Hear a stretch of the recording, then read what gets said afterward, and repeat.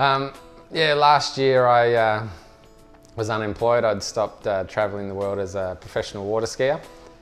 So I was kind of searching for something in a transition period in my life, and about that time I started to get really sick with a bacterial infection, and the doctors couldn't work out what it was. So eventually they put me into hospital to try and figure that out, and all the while I was in a relationship that was starting to become my #1 priority. I had every good intention that it was going to be a godly relationship, but travelling down to the Gold Coast every week, there was always something other than church to do on a Sunday. So I started to make that my #1 priority. Just my focus wasn't on God. You know, I wasn't praying, I wasn't in the Word, and the whole time that I was in the relationship though, like I was in love with the girl, but it was like the Holy Spirit just kept on grinding away at me, and I knew it wasn't the life that God had for me, but I also knew that I could live that life as well, away from God.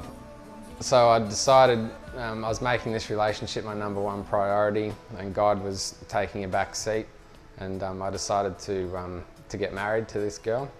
And so as I'm shopping around for rings, found one that I liked, started driving back to her place. I just said to God, I said, I don't know if you're listening to me anymore, but I just said, if this isn't the direction you want for my life, then I said, make her do a 180-degree turn.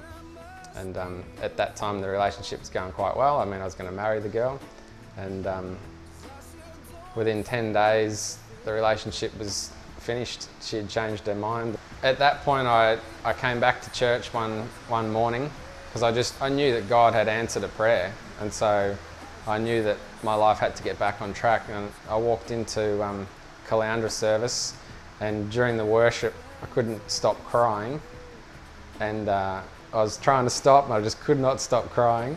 And then when they gave the altar call, I was just out of my seat and just cried like a baby. Well, since then I've been employed. I've actually been made manager over 3 states in a national company.